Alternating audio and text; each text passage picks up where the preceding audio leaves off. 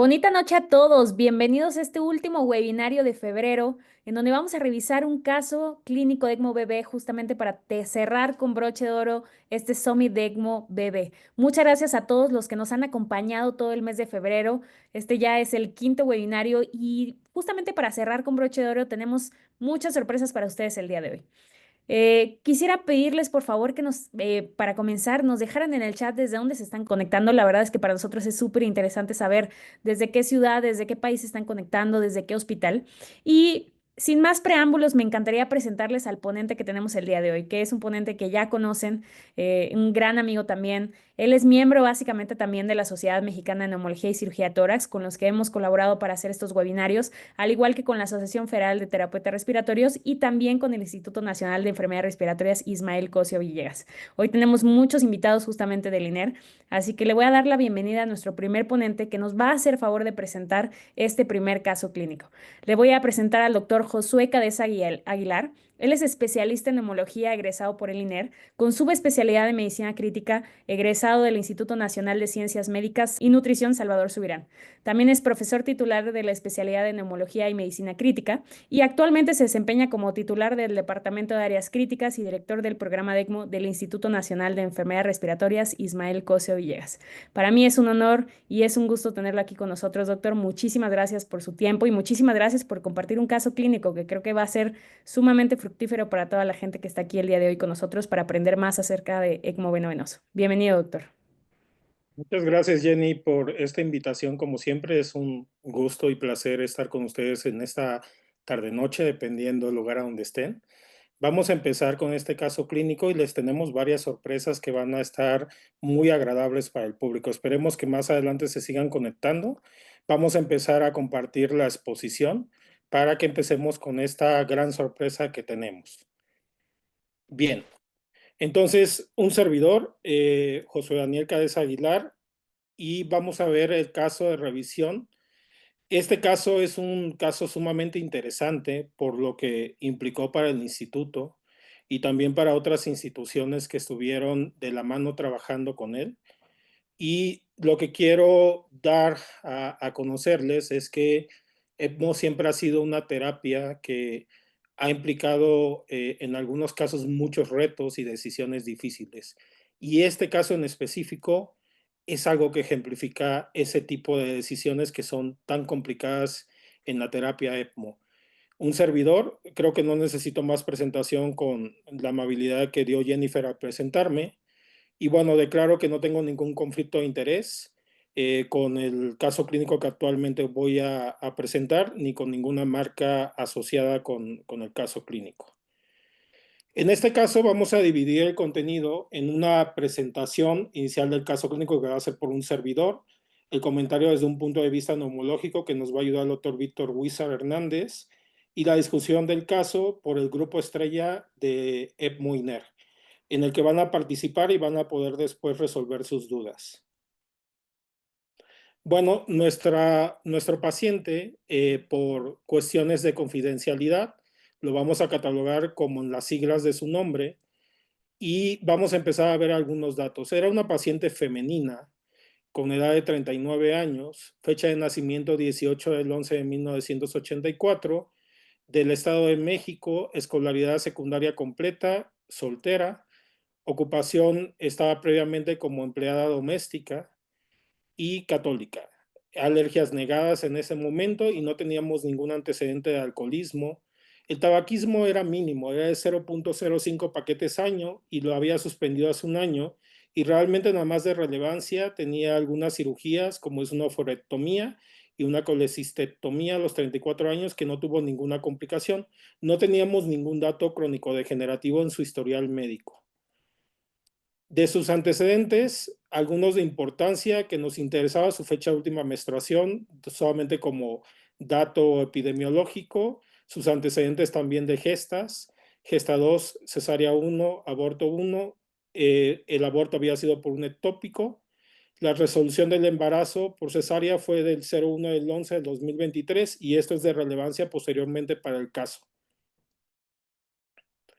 Esta paciente fue vista inicialmente en el Hospital Juárez de México y fue abordada por parte de consulta externa por diferentes servicios, reumatología, también medicina interna, en el cual inicialmente se había catalogado algunas lesiones cutáneas con placas eritematosas escamosas, nudillos también que tenían algunas manchas pruriginosas, y había padecido en algunos momentos algunos síntomas de artralgias con imposibilidad de sostener objetos. En mayo del 2024 empezara un tratamiento bajo la sospecha de que pudiera haber tenido algún evento reumatológico, pero todavía estaban en abordaje, estaban en el evento de, de pedirle lo que era parte de anticuerpos y también algunos paneles infecciosos ante el abordaje clínico. En ese momento le habían iniciado hidroxicina, amoxicilina, benzafidrato y isotilpendilo. Dermatología la vio posteriormente y le dio tratamiento con casipotriol, betametasona en pomada y prácticamente después en junio del 2024 tuvo una primera consulta con reumatología en donde iniciaron prednisona 10 miligramos, metrotexato 10 miligramos, ácido fólico y empezaron con el abordaje de anticuerpos. Pidieron ANAS, PCR, CPK y anticuerpos citrulinados ante la sospecha de que pudiera ser alguna neumopatía asociada con una enfermedad autoinmune, pero en este momento no había una sospecha como tal de la paciente a pesar de los datos reumatológicos. En ese momento se agregó adicionalmente al tratamiento aciclovir por la sospecha de que pudiera haber alguna coinfección asociada y se agregó a dexametasona 8 miligramos en 3 dosis con acitromicina. Y el diagnóstico hasta en ese momento se había catalogado como una artritis psoriásica e iniciado un abordaje también continuo con dermatología y reumatología. Dentro del punto de vista de los demás antecedentes, tuvo un posterior seguimiento en consulta externa. En julio de 2024, la paciente empezaba a tener algunos datos respiratorios, como era una tos crónica productiva, en la cual empezaba a tener ciertos rasgos de disnea MRC2, MRC1, que se catalogaron como probable asociación de afectación a nivel pulmonar. El 1 de agosto tuvo un deterioro porque tuvo diagnóstico de influenza, le empezaron tratamiento con celtamivir y en aquel momento catalogaron datos de gravedad e iniciaron dexametasona con el afán de tener tratamiento para la parte de lo reumatológico y no tanto para la parte de influenza que sabemos que puede dar un cierto empeoramiento de la enfermedad. El 21 de agosto del 2024 estuvo con oxígeno domiciliario y tratamiento con amoxicilina, levofloxacino, ceftriaxona y le dieron también tratamiento con prednisona de 20 miligramos. El 25 de agosto en el Hospital Juárez de México fue abordada en urgencias y en ese momento le tomaron esta tomografía y se dieron cuenta que había un patrón de una neumopatía intersticial en el que se empezaba a ver engrosamiento interlobulillar con áreas de vidrio deslustrado, que es con aumento de patrón de atenuación, y algunos engrosamientos también asociados con quistes que estaban en su preoral sin llegar a catalogarse como una fibrosis. Una de las cosas asociadas que se empezaba a notar es que en las partes inferiores había unas zonas que podrían empezarse a consolidar, pero en ese momento se catalogó que probablemente era una presentación de la enfermedad intersticial asociada con la autoinmunidad que sospechaban con esta paciente. Entonces se empezó a abordar con este concepto y se ingresó. En el momento tuvo un deterioro, se tuvo que dar un manejo ventilatorio y durante este momento que tuvo el manejo ventilatorio estuvo aproximadamente 6 días de manejo en el Hospital Juárez de México, donde se trató de proteger en metas de protección pulmonar. Sin embargo, para el día quinto empezaron a notar que había un requerimiento alto del FIO2, asociado también con un mayor deterioro en la mecánica pulmonar, y se decidió presentar para ECMO al Hospital de Cardiología o al Instituto Nacional de Cardiología con el fin de ver la candidata y se aceptó en septiembre 2 para una canulación BB. En ese momento, en la hospitalización de cardiología, en septiembre 10, por el tiempo en el que llevaba de intubación y también la perspectiva de que era una paciente que había tenido deterioro pulmonar, se decidió iniciar traqueostomía percutánea. Se hizo para el día 13 del 2024 lavado bronquial, y durante el tiempo que estuvo en cardiología, que fue un manejo muy adecuado en cuanto al manejo ventilatorio y también el manejo de soporte de ECMO, se intentó hacer ciertas progresiones durante el lapso de la hospitalización. En septiembre de 15 del 2024 se intentó hacer una ventana neurológica y una progresión respiratoria, pero esta paciente tenía mucho drive respiratorio por el daño pulmonar, y en muchas ocasiones cuando había un despertar se hacía en parte del descenso de lo neurológico para tener un RAS menor, RAS de 0, RAS de -1. La paciente empezaba a tener mayor deterioro de la parte neurológica y empezaba a tener un mayor deterioro respiratorio. Entonces se decidió en ese momento volver a sedar, y como tenía mucha dificultad en el momento para la progresión por la autoinmunidad y también por la enfermedad que estaba en progreso, en el que se tenía mayor deterioro respiratorio, se decidió hacer una sesión interinstitucional con el Instituto Nacional de Enfermedades Respiratorias, en el que, teniendo a los dos centros, se decidió que podría tener cierto beneficio en el tratamiento del instituto, no dejando de lado que la realidad es que en el Instituto Nacional de Cardiología había un excelente manejo en cuanto a lo ventilatorio y en cuanto al soporte. Sin embargo, había cierta expertise en el instituto sobre el tratamiento de las enfermedades reumatológicas y autoinmunes asociadas a la parte respiratoria. Entonces se decidió para septiembre 20 el traslado al Instituto Nacional. Se hizo en el momento cambio de membrana y consola, y posteriormente a eso se inició por parte de Roma prednisona 80 miligramos, y posteriormente se hizo un descenso a 50 miligramos, tacrolimus 2 miligramos cada 12 horas, y se inició pirferidona 300 miligramos por los datos tomográficos que ya habíamos visto. En aquel momento se hizo el primer lavado bronquialveolar, que se había hecho previamente también en la parte del Instituto Nacional de Cardiología, pero aquí se trató de abordar de nuevo lo infeccioso porque ya teníamos algunos aislamientos importantes. Y se hizo también el primer ECOT, en el cual tuvimos una PSAP de 31, se hizo un cambio de cánula de traqueostomía, y posteriormente a esto con nosotros ingresó con un pH de 7.1, un PO2 de 52, un PSO2 de 77, un bicarbonato de 17.5 y una saturación de 92.9 con un lactato de 1.9. Nosotros en un principio, cuando vimos a la paciente, entendimos que era una paciente que estaba debutando con una neumopatía intersticial rápidamente progresiva con sospecha de una miopatía inflamatoria. Previamente a esto se había hecho algunos abordajes por parte del Juárez en conjunto con la área de intersticiales del Instituto Nacional de Enfermedades Respiratorias, y se había pedido un panel de miopatías con el fin de abordar qué tipo de miopatía o qué tipo de neumopatía intersticial asociada a autoinmunidad podríamos tener. Se dio en su momento de manera empírico tratamiento con rituximab, inmunoglobulina, metilprednisolona y tacrolimus. Este es el primer panel que nosotros tuvimos en el área del INER, que se solicitó desde que estaba en la parte de abordaje con reumatología, y en el cual nos dimos cuenta que tenía anticuerpos anti-MDA5, un pronóstico bastante complicado para la paciente, ya en soporte en ese momento ECMO, y se catalogó como una enfermedad pulmonar intersticial de progresión rápida asociada a dermatomiositis anti-MDA5.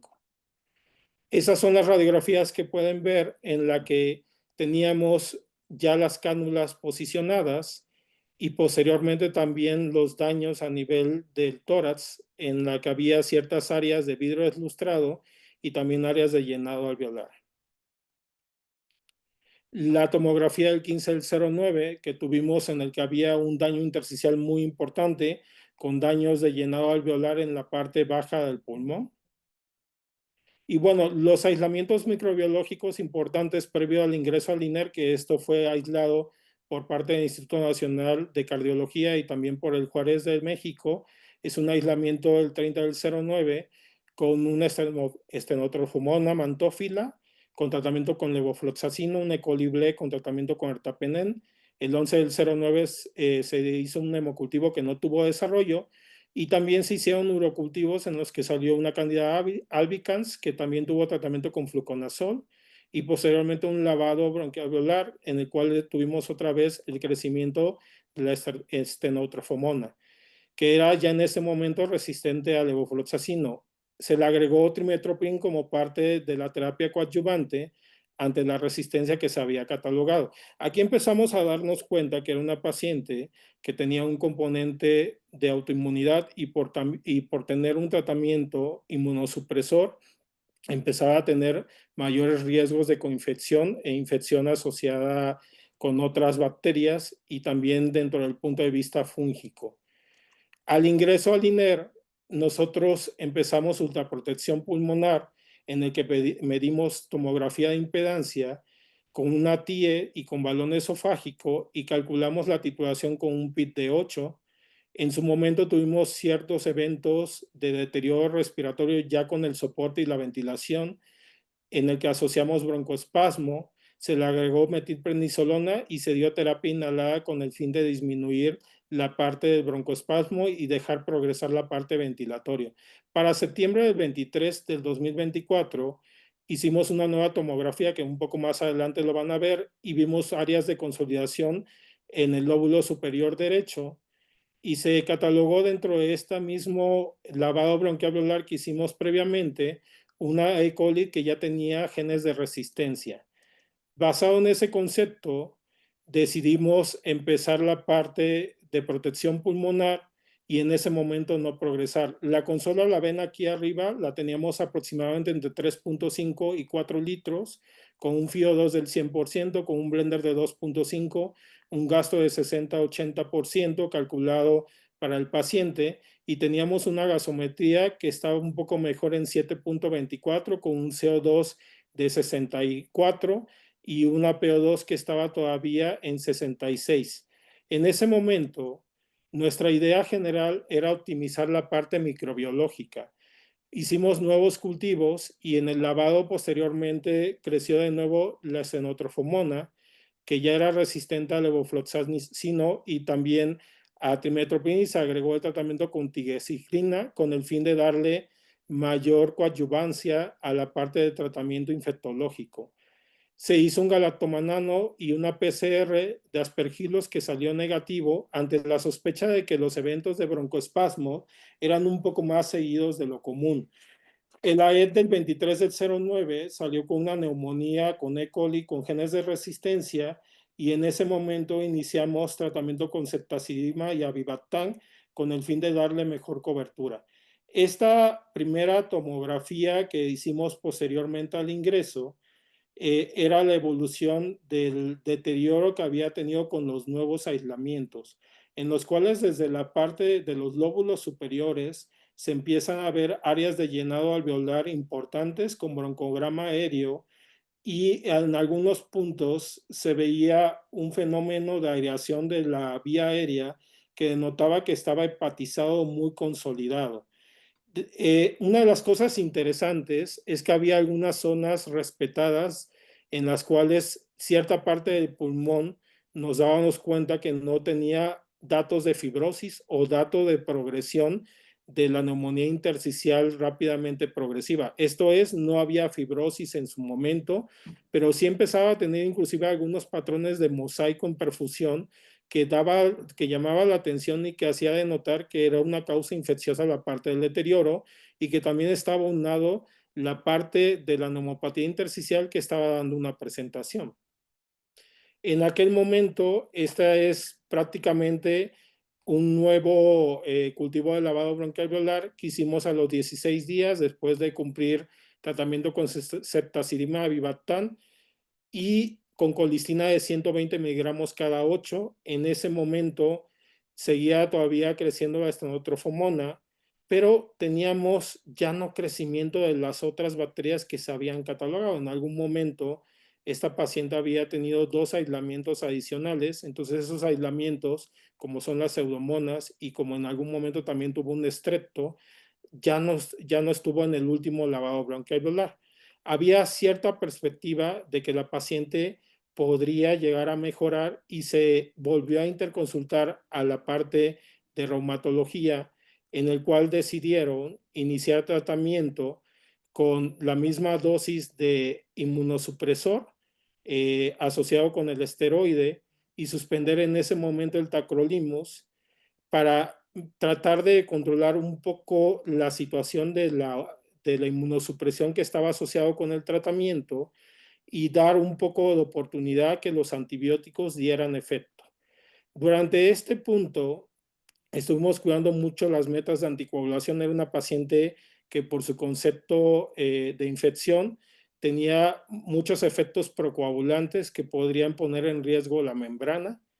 Hicimos un poco de aumento en el volumen tidal, en el cual tuvimos una mejor ventilación y una mejor mecánica. Nos permitió meter aproximadamente de 4 a 5 mililitros kilogramo por peso predicho.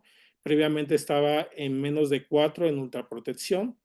Tuvo por ahí un evento de aumento del volumen del brazo derecho que se descartó una trombosis y posteriormente a esto tuvo un evento en el cual tuvo una alza de temperatura y subió levemente la norepinefrina, pero sin tener un deterioro ventilatorio. Entonces, continuamos en este momento con la perspectiva de que era una paciente complicada, con algunos conceptos de infección que todavía no habíamos erradicado del todo en el lavado que habíamos hecho previamente en 5 días pasados.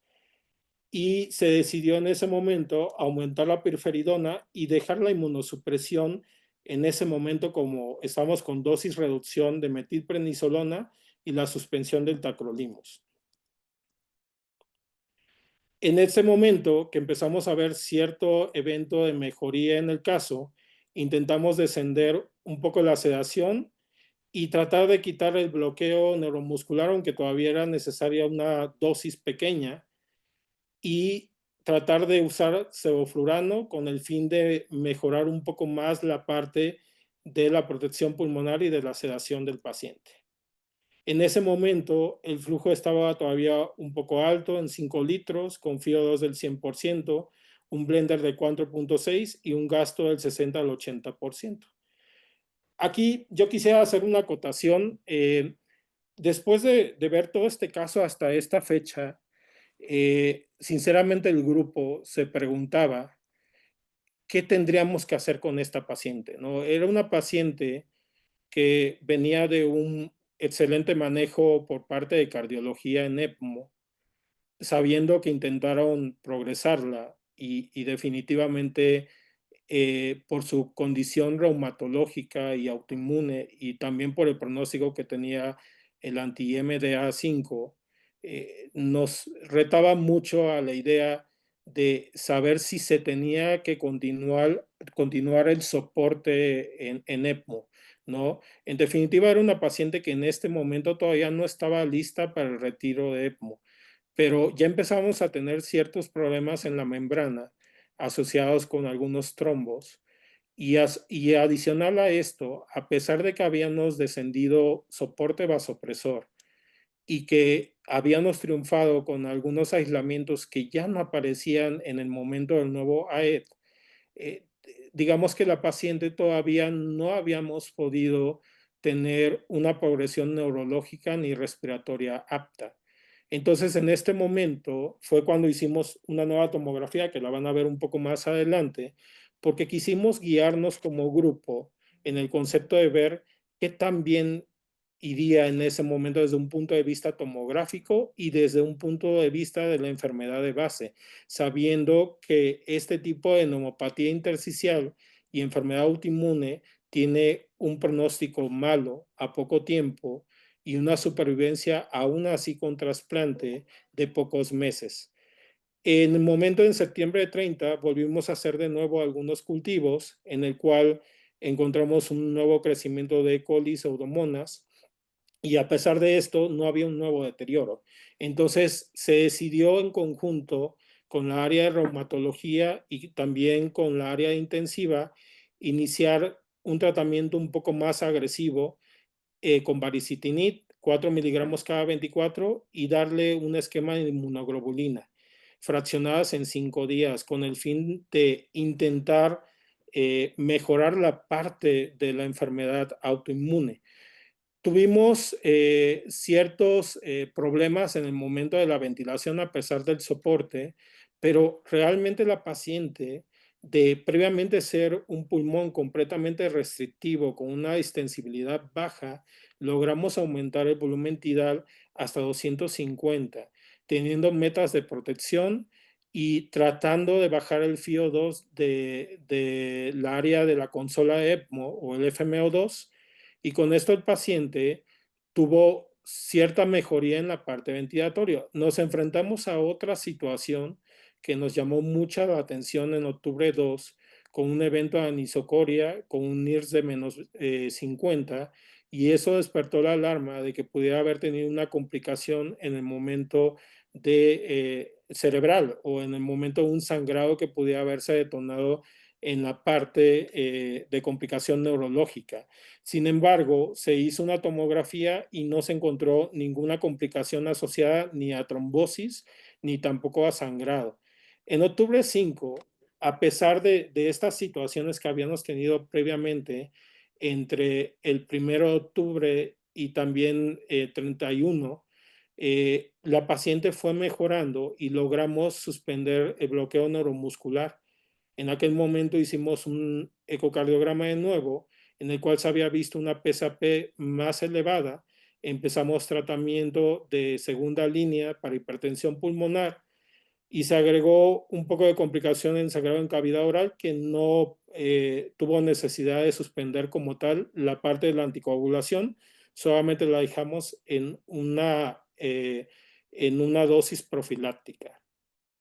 En octubre 6 tuvo otro evento de fiebre con aumento del consumo cardíaco, tuvimos unos eventos de hipertensión y taquicardia, se ajustó la pseudoanalgesia y en aquel momento, a pesar de estos eventos que habíamos tenido ciertos deterioros, pues realmente el FIO lo habíamos podido bajar en la parte de la consola, 80%, el blender estaba más o menos parecido entre 2.5 y 3 que lo habíamos tenido previamente, y el flujo se mantenía entre un 60-80% que equivalía más o menos a 4.2 en el paciente.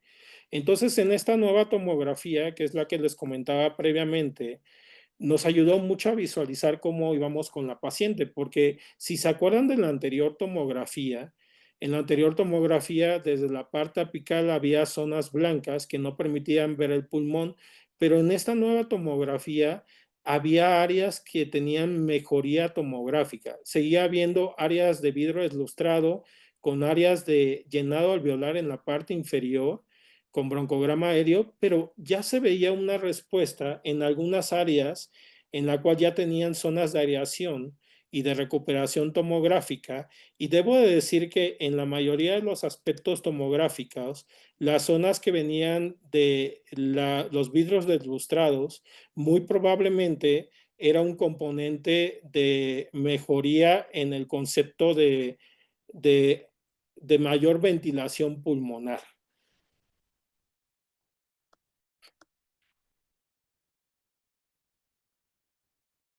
En octubre 7. Ok, bueno, es un poco complicado en la exposición de notar todo lo que estuvimos viendo con esta paciente, pero en definitiva es una paciente que en este momento, después de haber tenido la tomografía, eh, lo que en consenso llegamos como grupo era que es una paciente que estaba respondiendo por lo menos desde un punto de vista autoinmune.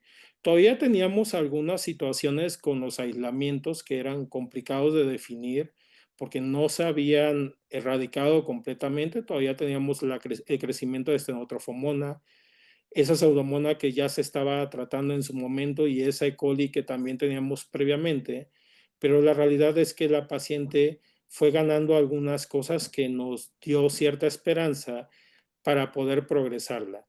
En este momento hicimos un aumento de metilprednisolona de 40 miligramos cada 24 y continuó con baricitinib. Al parecer estaba dando bastante efecto desde el anterior tratamiento que se había asociado.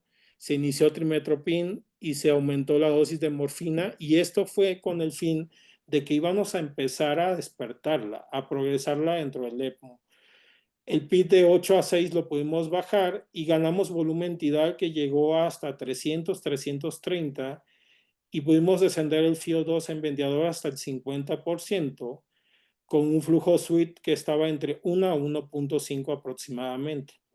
En octubre 8 del 2024, en el tercer lavado bronquial, se encontró una telectasia que realmente en el momento de hacer el lavado se logró resolver, y posteriormente en octubre 9 tuvimos el desempaquetamiento de aquel sangrado que habíamos tenido en vía nasal, el cual posteriormente tuvo una persistencia de pequeño sangrado que no llegó a tener mayor problema. La PSAP se mantenía entre 45, pero previamente había estado hasta 63 en el último ECOG, y terminamos en ese momento tratamiento con Zeta, AVI y colistina. Empezamos aquí la parte de progresión neurológica y ventilatoria, y para octubre 11 decidimos dejarlo con fluconazol de nuevo por un nuevo aislamiento de cándida en orina y levofloxacino en la parte del tratamiento continuo para los aislamientos. Dentro de este punto tuvimos un nuevo evento de sangrado de cánula de traqueostomía que fue leve y se pudo coercir.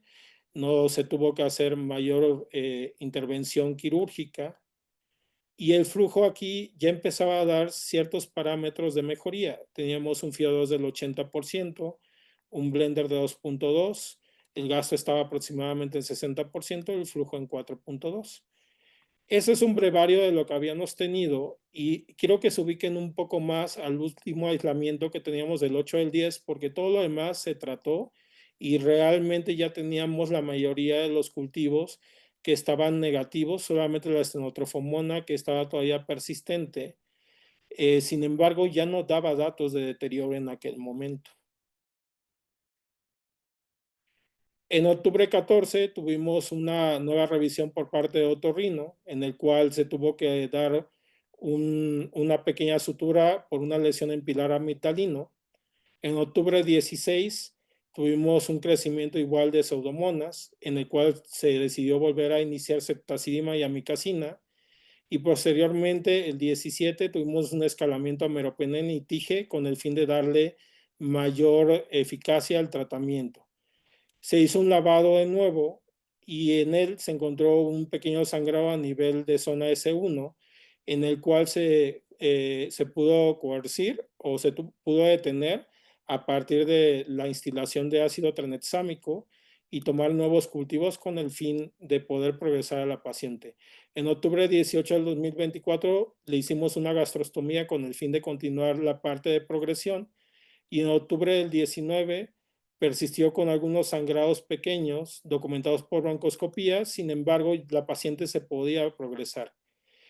En octubre 20 fue cuando tuvimos una pequeña disminución de la PO2 postmembrana, en el cual esa caída nos hizo sospechar que nuestra membrana ya no estaba funcionando tan bien. Teníamos, tal vez ante la premisa de tener que decidir cambiar membrana y saber si esta paciente iba en progresión, y podíamos intentar desconectarla con el fin de llegar tal vez no a un punto de retiro exitoso con el ECMO, pero sí a un punto en el cual pudiéramos tener ventilación sin el soporte ECMO.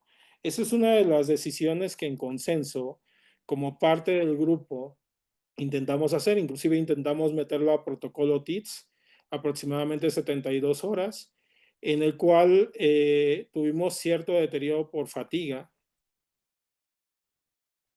Y realmente dentro de este punto consideramos que el paciente ya con este nuevo evento de menor reducción de FiO2 del 60% en consola, con un flujo establecido de 4 litros que era más o menos el 60%, y considerando que el paciente ya había bajado con un FiO2 de casi el 50-40% en ventilador, consideramos que probablemente era una paciente que podríamos seguir progresando.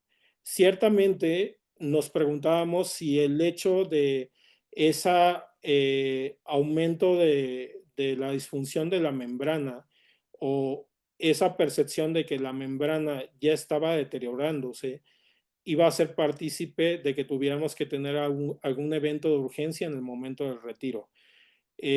La paciente en aquel momento pudimos progresar hacia una ventana neurológica a pesar de que estaba con ciertas dosis de morfina, y en los paneles de la última ocasión tuvimos prácticamente solamente un crecimiento el 24 del 10, que fue de una estenotrophoma mantófila resistente, pero ya el aislamiento que habíamos tenido el 17 del 10 ya no lo teníamos en ese momento catalogado en el último AER. Entonces, con esta situación que había sido el microorganismo que había persistido, la paciente continuó con cierta mejoría tanto en la parte de rehabilitación como en la parte de la progresión ventilatoria y neurológica.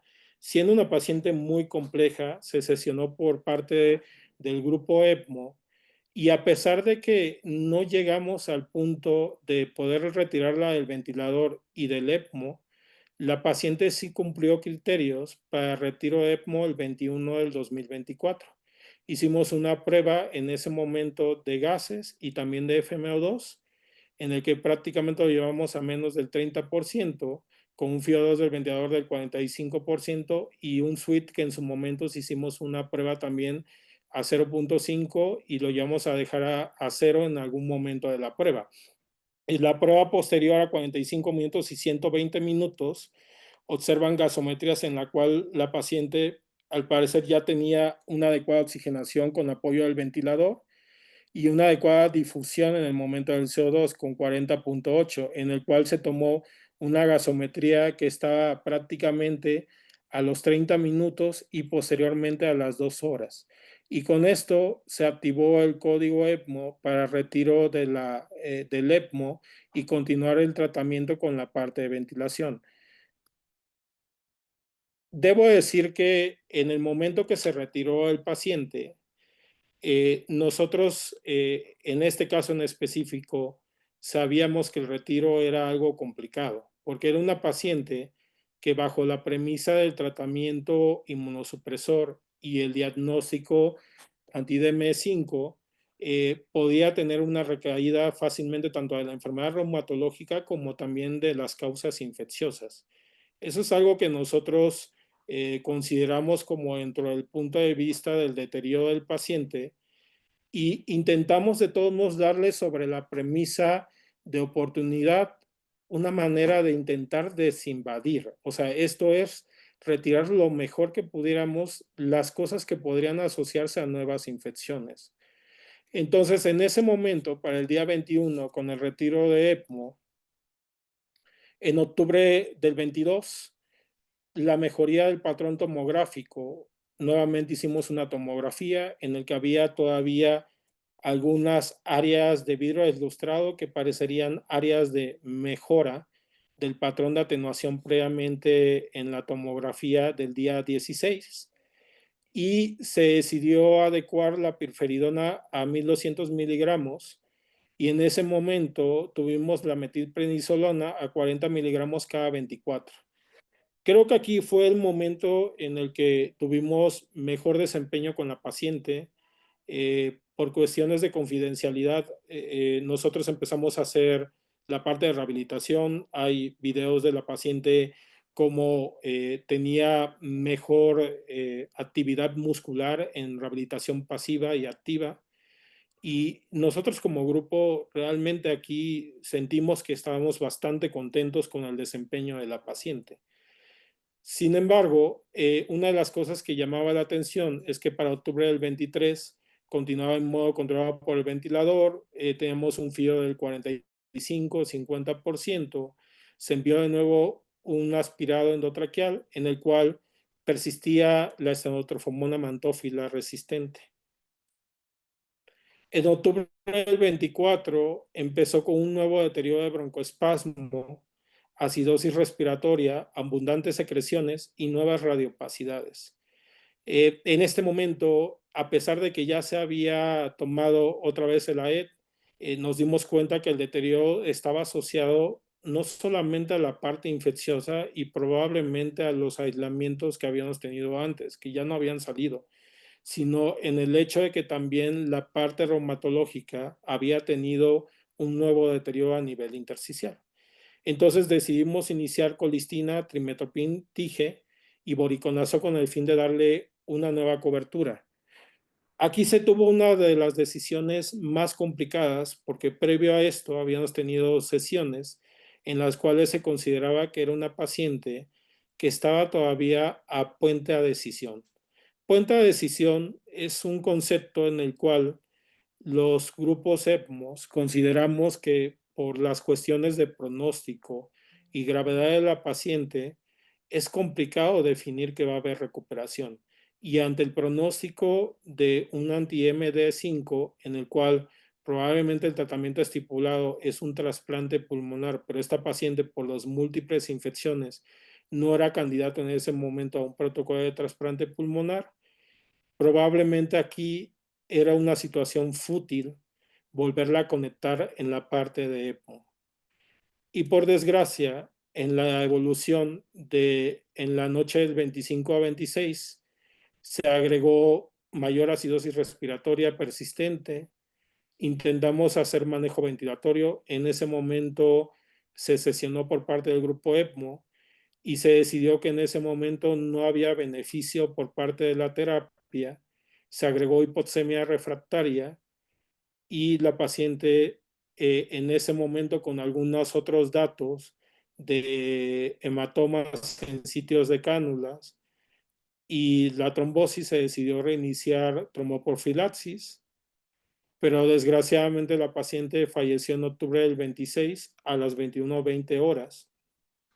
Después de hablar con familiares, se tomó una decisión previamente a la defunción y ellos de una manera muy entendida y sabiendo que se había intentado hacer todo lo que se podía por la paciente, se decidió limitar esfuerzos y en ese momento pues la paciente falleció a las 21:20 horas.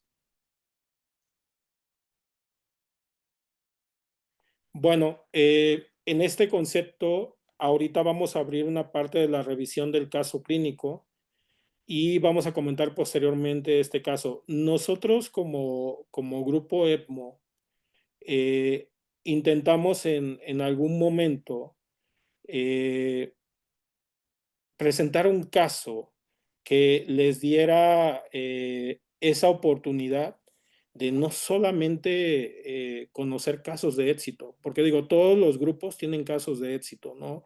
Y nosotros somos uno de los grupos jóvenes que empezamos a desarrollar este tipo de expertise. Pero este caso lo quisimos presentar porque es un caso en el cual 3 instituciones de excelencia dieron manejo y la verdad es que fue un aporte combinado en el cual tratamos de hacer todo lo que pudimos por la paciente, pero a pesar de hacer nuestro mejor esfuerzo por parte del Hospital Juárez, por parte del Instituto Nacional de Cardiología y por parte de nosotros como Instituto Nacional, la paciente después de tratamientos, de intentar erradicar la parte de las infecciones y a pesar de tener un retiro protocolizado, volvió al deterioro y falleció. Es un caso difícil, pero es un caso que como grupo nos hace crecer y ahorita van a ver un poco del desarrollo en la parte de la revisión del caso para que entiendan un poco más sobre este concepto. Te doy la palabra, Jenny. Muchas gracias. Gracias a usted, doctor. Sin duda alguna, un caso sumamente complejo y que sumamente nos va a dar para discusión. Y me encantaría presentarles ahora a nuestro siguiente ponente, que la verdad es que yo estoy muy honrada de que él pues nos haya regalado un poquito de su tiempo y sobre todo lo que nos va a compartir desde su experiencia. Él es el doctor Víctor Guizar Hernández, es neumólogo egresado del Centro Médico de la Raza. Él es adscrito al Servicio de Cuidados Intensivos Respiratorios del Instituto Nacional de Enfermedades Respiratorias y también es jefe de la sección de cuidados intensivos de la Sociedad Mexicana de Neumología y Cirugía de Tórax. Bienvenido, doctor. El foro es suyo. Muchas gracias. Hola, buenas tardes, noches a todos. Muchas gracias por la invitación. Muchas gracias al grupo de ECMO de mi querido Hospital INER. A continuación vamos a hablar un poco de este tipo de pacientes que desafortunadamente tienen pocas oportunidades, porque a menudo resulta en una enfermedad totalmente desastrosa por ser rápidamente progresiva y a pesar de los intentos que se hagan multidisciplinarios, transdisciplinarios, transespecialidades, transinstitucionales e inclusive transsistemas de salud, ya que no dudo que a cada paso estuvo el equipo de París apoyando este caso, pues tienen un desenlace fatal. Yo soy el doctor Víctor Luisa Hernández, soy neumólogo, trabajo en la unidad de cuidados intensivos respiratorios del Instituto Nacional de Enfermedades Respiratorias y actualmente soy jefe de sección de cuidados intensivos en la Sociedad Mexicana de Neumología, Cirugía de Tórax, candidato a investigador del SNI y ex investigador del Seguro Social, del cual fui jefe, del cual me encuentro jubilado. Vamos a hablar del panorama general de la enfermedad pulmonar intersticial. Vamos a hablar en segundo plano de la enfermedad pulmonar intersticial difusa de progreso rápido, de su diagnóstico, la clasificación, el panorama general de la dermatomiositis, polimiositis, su tratamiento y pronóstico. Conocemos que la enfermedad pulmonar intersticial comprende un gran grupo de más de 200 enfermedades que afectan el parénquima pulmonar a nivel del intersticio pulmonar, sobre todo allí afectan las partes de la colágena, poca fibrosis a fin de cuentas. La mayoría de estas enfermedades se clasifican como raras. La más frecuente de todas ellas es la fibrosis pulmonar idiopática. Porque idiopática generalmente no encontramos alguna causa y afortunadamente en algunos casos tenemos la facilidad de tener un diagnóstico como en esta paciente que pues, ya ven que de cualquier manera fue fatal su desenlace. Tenemos la neumonitis por hipersensibilidad, aquellas enfermedades asociadas a las enfermedades del tejido conectivo y otras no clasificadas que pueden presentar el fenotipo progresivo fibrosante. Recordemos que la mayoría de las enfermedades pulmonares intersticiales se traslapan en algunas de sus características, ya sea clínicas, como es la diarrea, la baja de saturación con el ejercicio, alteración de la función pulmonar.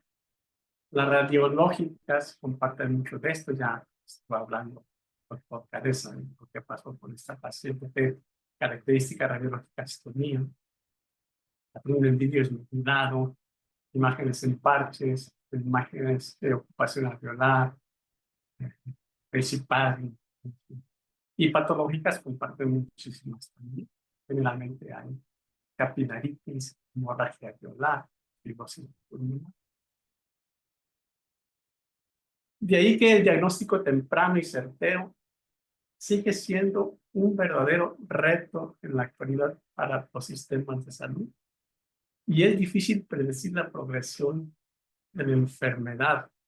A menudo requerimos un abordaje multidisciplinario con neumólogos, reumatólogos, cardiólogos, intensivistas, infectólogos, etcétera, etcétera. Y a fin de cuentas, los resultados son verdaderamente catastróficos. ¿Cómo se define progresivo? Hasta ahorita no hay un criterio uniforme, pero se dice que el paciente debe tener una enfermedad pulmonar intersticial que se agrave en los últimos 24 meses, que haya progresión de la enfermedad en los últimos 24 meses con la declinación de la función pulmonar, con una capacidad vital forzada, con un deterioro mayor al 10%. Declinación de la capacidad de difusión de monóxido de carbono, de LCO, Este es importante porque muchas de las ocasiones puede aparecer este dato antes de los signos, antes del deterioro de la capacidad vital forzada.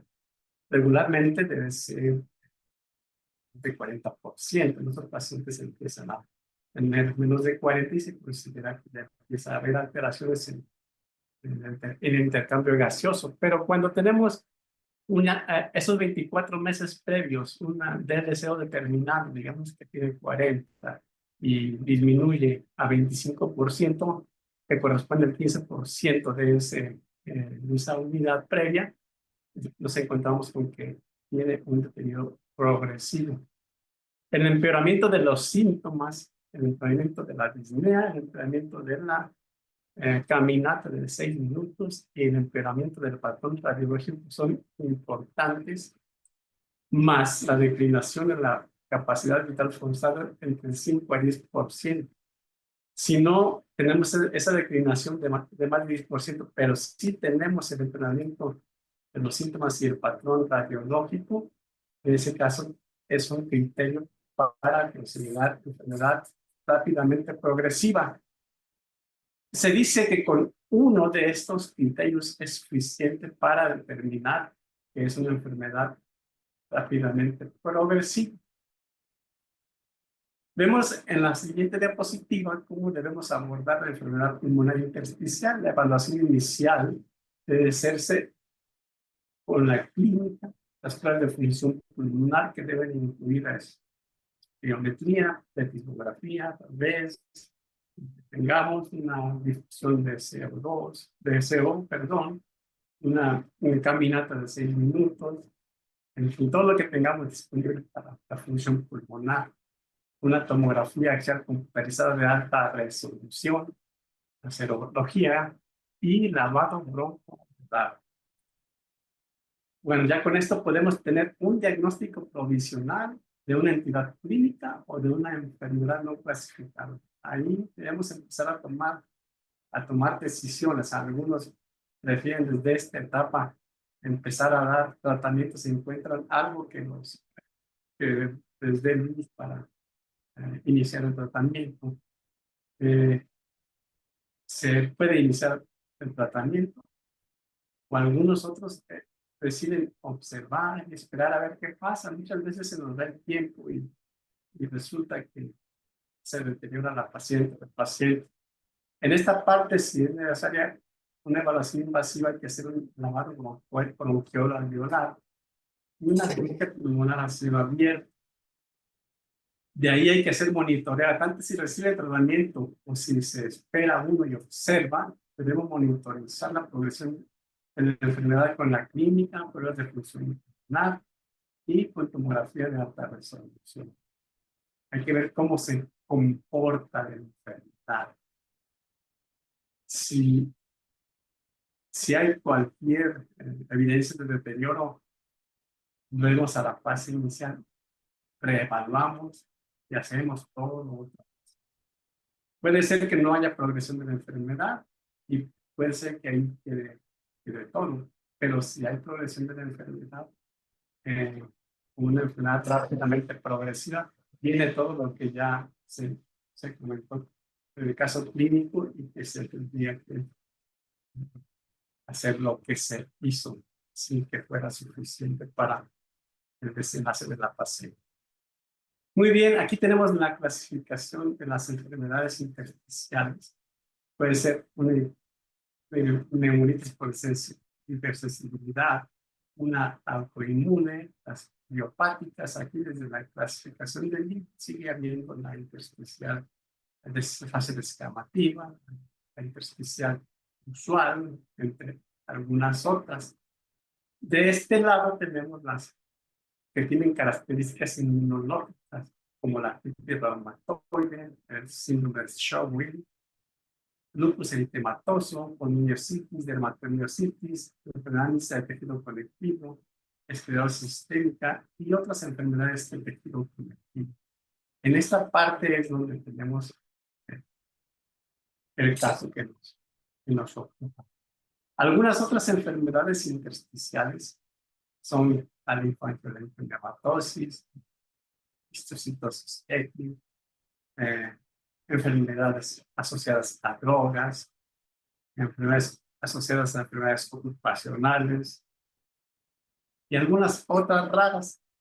Se dice que las que están marcadas en negritas son las que tienen mayor posibilidad de avanzar a una enfermedad rápidamente progresiva. Ahora, ¿qué pasa con la enfermedad pulmonar intersticial asociada a dermatomiositis o polimiositis? Es una serie es un grupo de enfermedades que cursan con miopatía inflamatoria autoinmune, que se caracteriza además con afección extramuscular, cerebro, otros órganos, pero sobre todo pulmón, que es lo que los hace más catastróficos, porque regularmente cursan con SIDA, hemorragia alveolar. La enfermedad pulmonar intersticial es una de sus mayores consecuencias, por lo tanto, e incrementa sustancialmente la mortalidad. El diagnóstico requiere, además del abordaje que comentamos en nuestro flujograma, hacer pruebas especiales, pruebas serológicas, con anticuerpos específicos para dermatomiositis, como el anticuerpo N5, MDA5, que tiene un valor predictivo positivo de más de 80% para dermatomiositis y es a la vez un predictor de muy mal pronóstico. También tenemos los anticuerpos aminoácido antisintetasa. El pronóstico de la enfermedad se dice que es de más de 80% de acuerdo a diferentes signos. El anti-MDA5 tiene un riesgo de 65% de mortalidad por sí solo, con un intervalo de confianza súper amplio de 14 a 312%. Sin embargo, la mayoría de los estudios coinciden en que y mencionan que puede ser de 80% o más. Algún otro estudio mencionó que la enfermedad pulmonar intersticial rápidamente, que progresa rápidamente, tiene una mortalidad de 30 a 100% y predomina en asiáticos. El tratamiento, pues ya lo escuchaba, además de todos los medicamentos que se tienen para inhibir la progresión de la enfermedad, los inmunomoduladores, esteroides, etcétera, ciclosporina, metformina, ciclophosphamida, tienen resultados diversos y generalmente los estudios que se encuentran en la literatura son series de casos, estudios retrospectivos, estudios piloto, en donde la evidencia pues, sigue siendo muy reservada para esto. Inmunoglobulina IB, hay algunas series de casos también. Hay muchos resultados con todos estos inmunosupresores que comentamos arriba, más la plasmaféresis. Hay una serie de casos, les digo, la evidencia no es muy fuerte, en donde se encontró que hubo una sobrevida de 63% en 5 de 8 pacientes. Se dan cuenta que son series de casos muy pequeños. El ECMO, ¿qué pasa con el ECMO? Pues también la evidencia que se tiene por el tipo de enfermedad es grave. Todas aquellas en las que se utiliza el ECMO, pues no es muy fuerte la evidencia. Sin embargo, hay un estudio realizado en este tipo de pacientes retrospectivos también, en donde se sometieron a ECMO a 15 pacientes, de los cuales 5 fueron fuente para trasplante y los 10 se quedaron con ECMO con una mediana de entre 10 a 65 días, murieron todos. De ahí que el pronóstico de la enfermedad en aquellos pacientes que son puente para trasplante pulmonar, pues es malo. En conclusión, la enfermedad intersticial de progresión rápida es una enfermedad rara. Forma parte de un grupo de enfermedades musculares autoinmunes con repercusión a otros órganos y el sistema más afectado es el respiratorio. Sabemos que el pronóstico es malo en un 80% y la presencia de anticuerpos aumenta la mortalidad.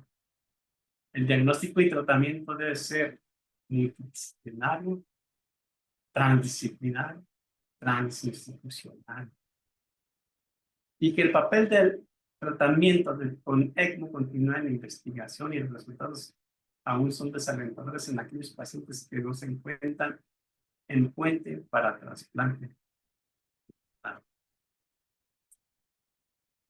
Es todo. Muchas gracias por la invitación.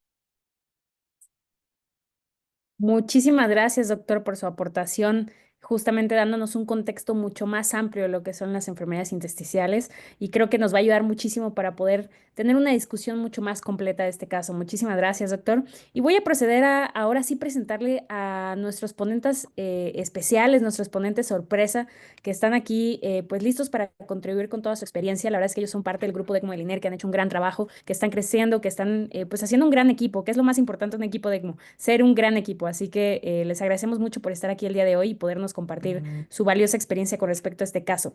Voy a tratar de presentarlos lo más veloz posible porque son bastantes y me van a apoyar a abrir sus micrófonos y cámaras para que los conozcan.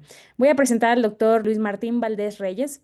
Él es especialista en medicina interna por Médica Sur, también especialista en el enfermo del estado crítico por nutrición y es adscrito a la unidad de urgencias del INER, la unidad de terapia intensiva de nutrición y la unidad coronaria de terapia intensiva de Médica Sur.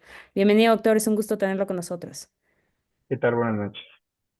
También voy a presentar a la doctora Aguazul Ramírez Betzay. Ella es urgencióloga intensivista, egresada del Hospital de Alta Especialidad de Ixtapaluca. Hizo una rotación en Sevilla, España. Ella es adscrita al INER, a la unidad de cuidados intensivos respiratorios. Bienvenida, doctora. También voy a presentar al doctor Marcos Vidal Sánchez. Él es médico internista del Hospital General Regional 72. Él también es intensivista por el Hospital Juárez y actualmente es adscrito de de la unidad postquirúrgica del INER y de la unidad de cuidados intensivos del Hospital Juárez de México. Bienvenido, doctor. Gracias, buenas noches. Voy a presentar a la doctora Angélica Rodríguez Peredo. Ella es urgencióloga intensivista. Ella es egresada del Hospital Juárez de México y es adscrita también al Instituto Nacional de Enfermedades Respiratorias y a la Star Médica. Bienvenida, doctora. También voy a presentar a la doctora Ana Carolina García Lainez. Ella es médica intensivista. Ella viene de Honduras, de Tegucigalpa, especialista también en medicina crítica por el Hospital Médica Sur y es también tomó obviamente el diplomado de ECMO. De hecho, todos los que les estoy presentando son médicos con entrenamiento en ECMO. Bienvenidos todos, gracias por eso. Y ella también tiene la alta especialidad en soporte nutricional en paciente crítico por la VM. También tiene un diplomado de cuidados neurocríticos por la VIC y por la Semiyuc. Bienvenida, doctora. Buenas noches. Voy a presentar al doctor Rodrigo Figueroa Méndez. Él es médico intensivista e internista por nutrición. También es intensivista cardiovascular por el Instituto Nacional de Cardiología Ignacio Chávez y es médico adscrito a la unidad de cuidados intensivos respiratorios del INER. Bienvenido, doctor. Buenas noches. También voy a presentar a la doctora Marisol Malvaez Castillo. Ella es ella es enfermera. Me encanta que haya enfermeros en el equipo, obviamente, interesados en la educación y en compartir su experiencia. Ella es licenciada en enfermería y especialidad del adulto en estado crítico por la UNAM. Es especialista en perfusión y también en SEC por la Universidad CES en Colombia. Ella tiene también certificación como ECMO especialista y es maestra en bioética por la Universidad de Anáhuac. Es adscrita a la unidad de terapia de cuidados intensivos del INER. Bienvenida, Marisol. Gracias, hola. Y por último voy a presentar al doctor Johnny Osman, que él también es médico especialista en medicina crítica, es adscrito a la terapia postquirúrgica del Instituto Nacional de Enfermedades Respiratorias y también tiene experiencia en el traslado aéreo de pacientes. Bienvenido, doctor. Buenas noches. Gracias. Buenísimo. Gracias a todos por su tiempo, gracias a todos por su expertise. Y vamos a iniciar esta sesión de preguntas, que la verdad es que pues ya hay algunas preguntas en el foro. Les agradecemos mucho que todas las preguntas que tengan las puedan dejar en la cajita de Q&A. Estamos muy entusiasmados de que se haga una discusión pues sumamente enriquecedora para todos ustedes. Y vamos a arrancar esta sesión de preguntas que tenemos preparadas para ustedes. En caso de que alguien más tenga alguna otra pregunta, por favor déjanos en el chat o en Q&A. La primera pregunta que tengo es para el doctor Martín y nos gustaría saber, doctor, ¿cuál cree que es la evidencia actual, según los artículos recientes que ha habido, sobre el uso de ECMO en justamente este tipo de pacientes con enfermedades pulmonares intersticiales? Claro. Bueno, lo primero que me gustaría decir es que, como vieron en la presentación previa, la evidencia pues es muy limitada, ¿no? Generalmente se está limitada a estudios retrospectivos y a algunas revisiones sistemáticas. Y la segunda cosa que me gustaría aclarar es el contexto clínico, que es muy, muy importante, ¿no? No es lo mismo tener un paciente con una enfermedad pulmonar intersticial ya crónica, conocida, es que se presente con falla respiratoria, muy fibrótico, con una función pulmonar ya muy deteriorada, a un paciente como la paciente que tuvimos, ¿no? Que tuvo síndrome respiratorio agudo, que fue la presentación clínica de una enfermedad pulmonar intersticial rápidamente progresiva, ¿no? Específicamente asociada a una enfermedad de tejido conectivo. En el primer caso, donde tenemos este paciente que ya se conoce con una función pulmonar ya muy deteriorada, muy fibrótico, pues sí, la opción de ECMO sería solamente si va a, bueno, incluso ECMO y ventilación mecánica invasiva solamente sería viable si este paciente pues va a trasplante, ¿no? Si este paciente no va a trasplante o no hay una opción de trasplante, pues es muy probable que el tratamiento se encamine a la ventilación mecánica no invasiva, puntas nasales de alto flujo y con una especial mención de los cuidados paliativos. En el segundo caso, como fue la paciente que se presentó, pues se podría considerar un soporte con ventilación mecánica invasiva y ECMO, sobre todo como puente a decisión, ¿no? Puente a decisión, puente a trasplante y con mucho menos probabilidad como puente a recuperación. Desgraciadamente, pues la evidencia es pobre, pero lo que sabemos es que la mortalidad de los pacientes con enfermedad pulmonar intersticial en ECMO es aproximadamente del 50%, ¿no? Y de esos pacientes que murieron, aproximadamente el 70% fueron como puente a recuperación. Entonces, como puente a recuperación, pues muy pobre. Y como puente a trasplante, la mortalidad de los pacientes que van a trasplante aún así es del 30%. Entonces, puntualizando, pues el rol del ECMO en los pacientes con enfermedad pulmonar intersticial puntualmente tendría como puente a trasplante pulmonar con mayor probabilidad, menos como puente a decisión y con mucho menos probabilidad como puente a recuperación. Totalmente. Muchísimas gracias por esa aportación, doctor. Continuamos con Sí, la siguiente pregunta. Adelante, doctor. sí, lo que acaba de decir el doctor Martínez es sumamente interesante porque en este caso en específico era un caso que en su momento, cuando se canuló a la paciente inicialmente en cardiología, no se tenía todavía bien estipulado el diagnóstico, ¿no? Y sobre la idea de que era una enfermedad rápidamente progresiva con un desarrollo de presentación clínica de CIRA, se consideró darle la oportunidad del soporte como en ese momento como un puente todavía de recuperación, pero cuando fue deteriorando y se supo el diagnóstico y ante la premisa de que era una paciente que todavía se estaba dentro del punto de vista del umbral de tratamiento, probablemente esto se viró a un puente de decisión porque tenía altas probabilidades de que pudiera tener fracaso en el soporte, ¿no? Una de las cosas que nosotros como instituto pensamos en su momento es que si pudiéramos erradicar las infecciones que se tenían y el deterioro, tal vez era una paciente que podría caer como candidata a trasplante, ¿no? Sabiendo que la literatura aún así, con todo y el trasplante pulmonar, a veces les da supervivencias de 6 meses en algunas series de casos, ¿no? Pero bueno, era una oportunidad que en su momento se vislumbró para esta paciente. Ahora, considerando las preguntas que nos han enviado, doctora Jenny, tenemos una también muy interesante y la pregunta así, ¿la edad es un factor pronóstico a considerar en pacientes con enfermedad pulmonar intersticial? Esto es para considerar la asistencia con ECMO bebé. No sé, doctor Johnny, si nos podría ayudar a comentar esta pregunta. Claro que sí, doctor Josué.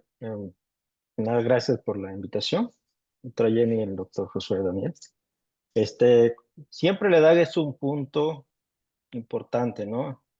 Y determinante en estos pacientes como criterio para someterlos a terapia ECMO. Las escalas validadas, hablando de los estudios del doctor Smith, escalas Preseg y Red, siempre la edad toma en cuenta un punto importante. Ahora hablando específicamente de esta patología y en el contexto de esta paciente, pues siempre hay pocos estudios que determinan, comparan la alta mortalidad con la edad y en el contexto de meter a este paciente con soporte ECMO.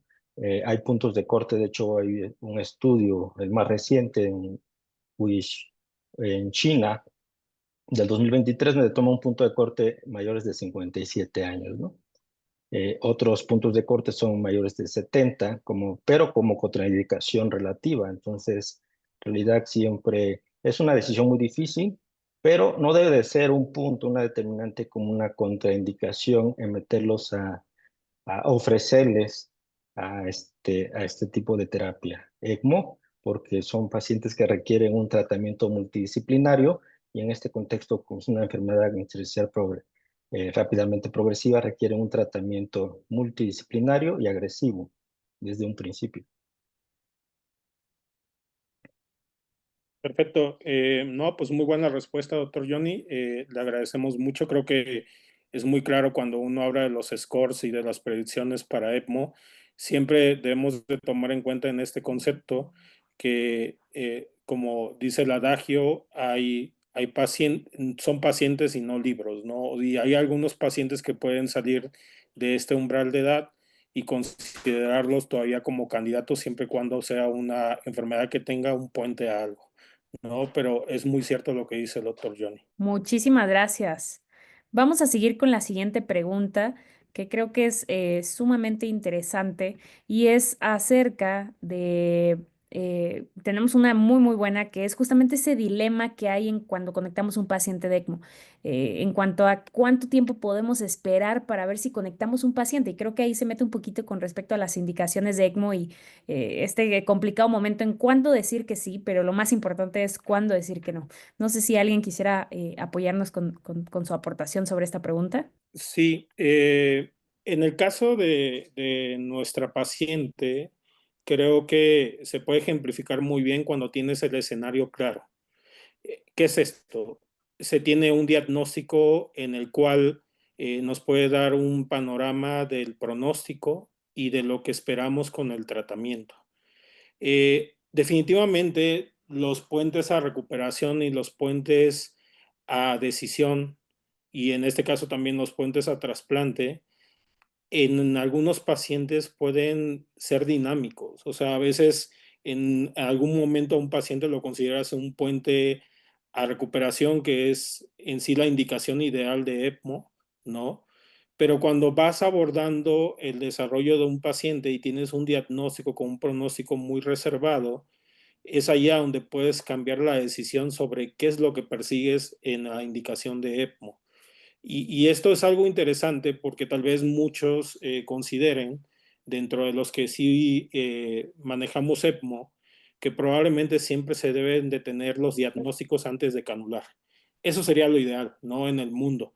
Pero a veces nos encontramos con un escenario de un paciente joven, en este caso es una paciente que inclusive estaba dentro del criterio pues de una código mater posteriormente a embarazo o en puerperio, y en donde tomamos la premisa de la edad, de la recuperabilidad hasta cierto punto ante un diagnóstico todavía incierto, y es ahí a donde tomas esa decisión de que a pesar de que el panorama no está del todo claro, puedes dar una oportunidad, ¿no?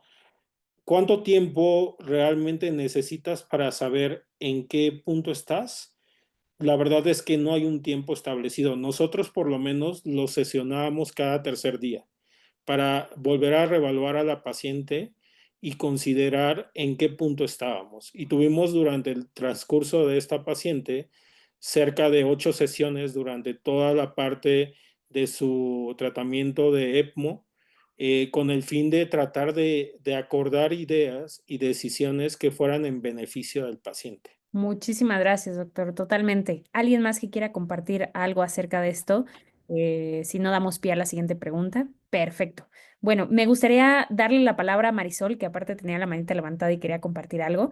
Y justamente aprovechando que Marisol quiere compartirnos algo, quisiera preguntarte, Marisol, en tu experiencia, ¿cuánto tiempo se puede considerar para puente a recuperación en pacientes con enfermedad pulmonar intersticial que están asistidos justamente a ECMO veno-venoso? Bienvenida. Gracias. Pues bueno, como comentaban en la ponencia, las enfermedades intersticiales pues son enfermedades que pues igual la capacidad pulmonar se va deteriorando constantemente, ¿no? Sin embargo, pues una de las causas por las que siempre conectamos este tipo de pacientes es que se descompensan por alguna enfermedad por SDRH, cardiogénico y demás, ¿no? Sin embargo, pues sabemos que dado el deterioro clínico de estos pacientes, pues su única opción es o va a ser siempre, ¿no? Como fuerte a trasplante, ¿no? O en su caso, pues puede llegar antes la muerte por choque séptico o falla multiorgánica. Sin embargo, pues si el puente de decisión va a ser como puente a trasplante o un puente también que puede ser cuando ya no hay nada que hacer, ¿no? Porque como nos pasó a nosotros con nuestra paciente, bueno, con esta paciente dentro del instituto, pues es importante pues igual considerar algunas otras estrategias en este tipo de pacientes, ¿no? Si van a ser como puentes a trasplante como una opción para recuperación, pues considerar que pues alguna de las estrategias es mantener a los pacientes despiertos, ¿no? No, pues despiertos es no sedados, no ventilación mecánica, justo para evitar como todas estas complicaciones, ¿no? Comentaba el doctor Martín, pues hay muy pocos estudios que evidencian realmente la recuperación de estos pacientes una vez que reciben un trasplante pulmonar, ¿no? Sin embargo, la sobrevida pues es bastante significativa, por lo menos a los primer años, ¿no? Que es casi del 82%. Sin embargo, cuando tenemos este tipo de pacientes en los que ya no tenemos un puente de decisión o un puente en ninguna parte, pues es cuando entramos como en todos estos dilemas éticos, ¿no? Donde pues igual es desafiante poner en comunicación pues la situación en la que se va a encontrar el paciente y otra, pues informarle pues, a la familia, ¿no? Y pues propiamente, pues dentro del área médica o quienes nos encargamos como del cuidado del paciente, pues cuáles van a ser como las decisiones que vamos a tomar, ¿no? Entonces, es importante pues también como dentro del punto de enfermería, pues igual mantener esta comunicación activa junto con la familia, personal, pues para ver cuáles son las decisiones más idóneas para estos pacientes, ¿no? Sin embargo, siempre y cuando no haya pues un puente a trasplante o un puente a recuperación, pues la mortalidad sabemos que es bastante alta, ¿no? Casi del 52.2% según algunos estudios. Entonces, pues no podemos predecir con esto pues cuánto tiempo puede llevarse el ECMO, ¿no? Pues siempre y cuando tengamos como estas otras dos opciones del trasplante o si la complicación propiamente de la enfermedad intersticial no es muy grave, ¿no? Entonces, pues es impredecible, va a depender como de alguna u otra forma y bueno, de acuerdo a lo que yo he visto también en algunas otras instituciones, pues también la experiencia en cuanto tengamos pues la manera de tomar decisiones o pues igual pues llevar a cabo pues el trasplante pulmonar como única opción viable para ellos, ¿no? Muchas gracias por la respuesta, licenciada Marisol. La licenciada Marisol es una de nuestras perfusionistas estrella y la verdad es que tiene una amplia experiencia en este tipo de pacientes y sí, la realidad es que es una decisión complicada siempre con estos pacientes, ¿no? Y aportar a la parte bioética es una situación complicada. En este caso, hubieron algunos datos que por el tiempo no pudimos comentar, pero cuando hicimos inclusive la parte del retiro y cuando la paciente en algún momento tuvo deterioro, esta paciente se sesionó por comité de bioética con el fin de tener una decisión aunada a la parte de humanización y bioética institucional. Bueno, en todos los demás aspectos creo que tratamos de ser muy humanos y los familiares fueron muy conscientes de la situación. Bueno, pasando ahora a otras de las preguntas interesantes, teniendo en cuenta que es un caso que vamos a tener muchos comentarios y muchas cosas buenas a aportar. A mí me gustaría saber qué requisitos implica para este tipo de pacientes o otros pacientes que están en un deterioro pulmonar, tenerlo como puente a trasplante. No sé, doctora Betsay, si nos quisiera apoyar a comentar algunas cosas. Hola, buenas noches a todos. Es un privilegio para mí estar aquí en esta noche. Formo parte también de este gran equipo y pues contestando a la pregunta, pues de lo que ya hemos estado hablando respecto al trasplante como un puente. Pues es una opción terapéutica para este tipo de pacientes con enfermedad pulmonar intersticial. Sin embargo, sí van a existir requisitos y criterios de elegibilidad para poder considerar que este paciente es elegible para trasplante. Esta evaluación es lo más importante, es que es individualizada en cada uno porque va a tener pues criterios, o sea, dentro de los cuales dentro de la literatura sí se menciona que existen criterios generales en donde se menciona que una edad sí la determina como límite en 65 años, que esta paciente tuviese un estado funcional limitado y otra parte importante es que cuente con una red de apoyo, ya que en caso de pasar a la situación del trasplante, pues va a requerir de cuidados especiales.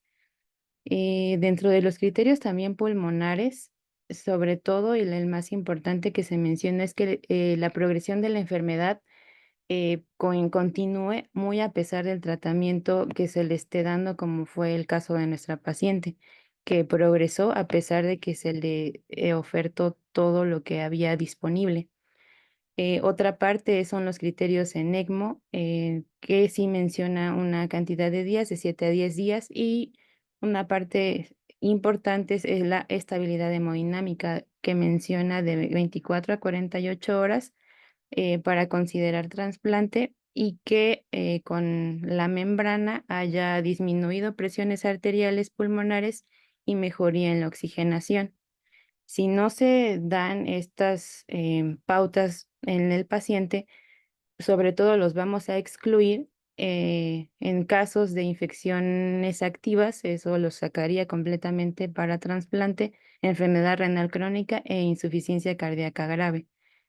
Por lo tanto, pues la decisión de trasplantar a un paciente, pues sí tiene que ser con mucho con el checklist en cuanto a que si esa paciente o ese paciente va a tener éxito a pesar del trasplante, sobre todo en enfermedades pulmonares intersticiales. Muchísimas gracias con esa aportación y creo que justamente las preguntas van un poquito de la mano. Como vemos, es un caso sumamente complejo, pero sin lugar a dudas hay muchos de esos casos. Y tenemos una pregunta muy interesante del público que justamente se la vamos a preguntar al doctor Marco Vidals, que tiene que ver con en qué momento decidimos pues limitar el apoyo por justamente estar visualizando ya esta futilidad del soporte que se le está dando al paciente, ¿no? Y aunado a eso, pues, ¿qué evidencia ya hay en la literatura con respecto a la mortalidad de este tipo de pacientes que, pues, básicamente no reciben el trasplante pulmonar? Acerca de eso, ¿cuál sería su comentario, doctor Marco? Claro, pues está interesante la pregunta acerca de la futilidad, porque si bien es cierto, no tenemos algo establecido bien en criterios para poder decir este paciente ya no se beneficia de darle algún soporte extra. Creo que hay momentos claves para poder considerarlo. Obviamente tendría que ver la falta de una progresión, de una mejoría, que sepamos que a pesar de que nosotros estamos dándole el soporte, no existe algo para un bien tanto a nivel de la mecánica ventilatoria como también a nivel, en este caso, de enfermedades pulmonares intersticiales, de la parte farmacológica, inmunosupresor agresivo, a eso me refiero. Creo que obviamente todos estos factores son importantes para poder establecer un pronóstico.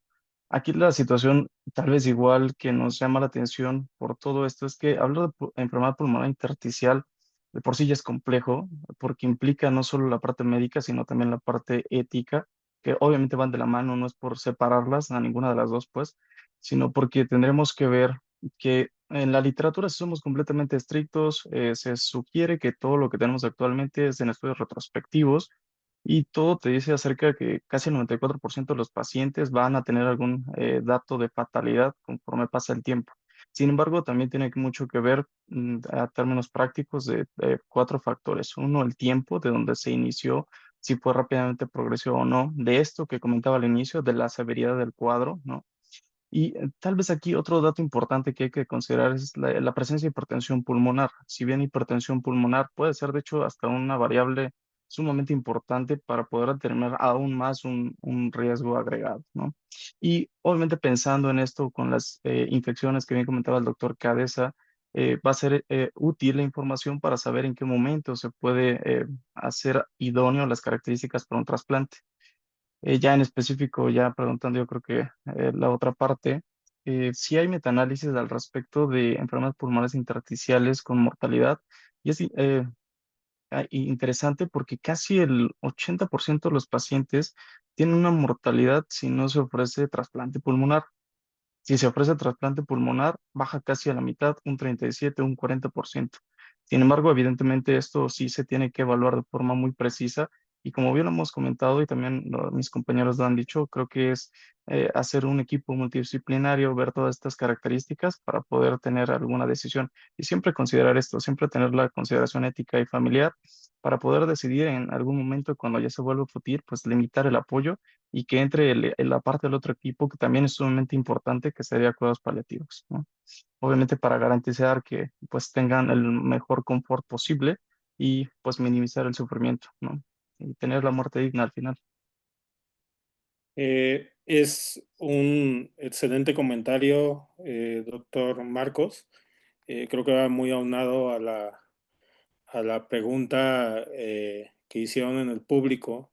Y es que la realidad es que cuando se trata de hablar de futilidad, tiene que ser una decisión multidisciplinaria que nos ayude a tomar, en este caso, pues la mejor decisión para la paciente, ¿no? En este caso fue un poco complejo porque la paciente, a pesar de que tenía algunos datos de deterioro, sí cumplió como tal protocolo para retiro y a los pocos días tuvo un nuevo deterioro y ahí es a donde se consensó por parte de un equipo multidisciplinario en el que aquí no les podemos dar a todos realmente el crédito que se merecen, pero estuvo la área intersticial, la área de reumatología, la área de intensiva, la área de ECMO, comentando este caso en su momento y se sesionó con la parte de bioética para llegar a esta decisión en el cual ya no se le dio de nuevo un soporte, ¿no? Todo lo demás es muy ad hoc a la pregunta. Y ahora, tomando el enlace de lo que comentó el doctor Marco sobre la parte de la hipertensión pulmonar, sé que al público de seguro le llamó la atención en el momento que se presentaba el caso clínico, esas mediciones a nivel de ecocardiograma, en la cual se veían algunas elevaciones de la PSAP. Y entonces va muy aunada esta siguiente pregunta. Para este paciente con enfermedad pulmonar intersticial, ¿cuál sería el modo más adecuado para poder soportarlo en ECMO? ¿Sería un ECMO BB, un ECMO BA o algún modo híbrido o dinámico? ¿Nos puedes ayudar, doctor Rodrigo, por favor? Claro que sí. Buenas noches y muchas gracias por la invitación.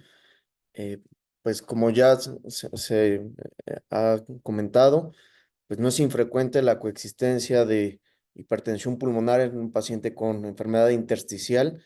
Pues surge esta pregunta. Si bien en el caso presentado en la paciente que, que, que se manejó aquí en el INER, pues no fue necesario el cambio de configuración, pues cuando estamos ante un paciente en ECMO, eh, hay que tener eso en mente, ¿no? El que puede ser un escenario dinámico y que en algún punto podemos tener o vernos en la necesidad de cambiar a un veno arterial. Em, Sobre todo cuando se presentan datos de mala perfusión a los órganos. Y bueno, particularmente ya dirigido a la pregunta, los pacientes con hipertensión pulmonar que pueden generar descompensación del ventrículo derecho, el cambiar de configuración, pues permite, por un lado, descargar la circulación pulmonar y derivarla del lado derecho al lado izquierdo del cuerpo. descongestionar al ventrículo derecho. De hecho, algunos consideran que el ECMO-VEA, si bien es una asistencia circulatoria, sí es una asistencia ventricular para el ventrículo derecho. Em, Hay, ya comentando respecto a lo que pueda haber de la literatura, pues la información es escasa, pero lo que hay sí apoya a que los pacientes que coexisten con hipertensión pulmonar y enfermedad intersticial, sobre todo cuando hay datos de mala perfusión o con niveles muy altos de presión sistólica de la arteria pulmonar, si hay un beneficio, incluso en cuanto a reducción de la mortalidad, si se cambian de configuración. Lo complejo de hablar a lo mejor de un veno-arterio venoso contra un veno arterial es que las configuraciones híbridas pues, se vuelven muy complejas de manejar, sobre todo porque el diámetro de la cánula arterial pues, va a ser más pequeño que la venosa, entonces eso siempre va a limitar el flujo que se genera hacia el lado arterial y se vuelve muy complicado el manejo. Probablemente si está en la situación de requerir mejorar la perfusión del paciente, manejar una descompensación del ventrículo derecho por una hipertensión pulmonar agudizada, lo mejor es virar a una configuración plena, VEA, y dejar mejor las configuraciones híbridas en el desescalamiento y en el retorno, si es que en algún punto se plantea regresar a un veno venoso. Muchísimas gracias, doctor Rodrigo. Excelente respuesta. Creo que está dando mucho para discutir este caso. Me gustaría seguir con la siguiente pregunta porque realmente tenemos varias preguntas, pero justamente esta me parece muy interesante para que Carolina nos apoye a responderla y es acerca de la recomendación que existe hoy en día con respecto al uso de bloqueadores neuromusculares en pacientes con ECMO veno-venoso. Gracias, Jennifer. Muy buenas noches. Con respecto a la pregunta, pues sabemos que la principal causa por la que se ha iniciado el soporte con ECMO veno-venoso es el síndrome de distrés respiratorio grave en estos pacientes. Y generalmente estos pacientes ya se le ha iniciado el bloqueador neuromuscular.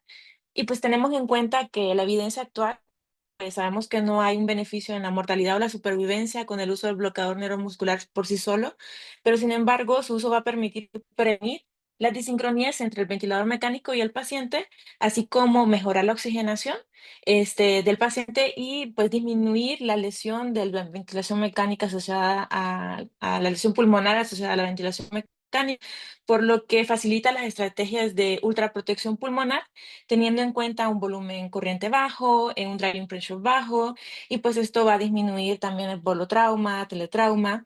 Lo que se recomienda actualmente es que se inicie, pues, o se mantenga las primeras 24 a 48 horas posterior al inicio del ECMO veno-venoso y pues teniendo en cuenta que pues su uso pues su uso prolongado puede causar una disminución en la función diafragmática y también pues causar factores de riesgo para miopatía del paciente crítico. De hecho, en muchos estudios, metaanálisis de hecho observacionales y una serie de casos recientes, em, se ha demostrado que hay una menor mortalidad con el uso del bloqueador neuromuscular en ECMO, pero los resultados son muy heterogéneos y pues va a depender del contexto clínico del paciente. No hay ensayos clínicos aleatorizados que nos demuestren de manera pues concluyente es el beneficio en pacientes con ECMO veno-venoso, pero pues sí sabemos el riesgo que puede concluir.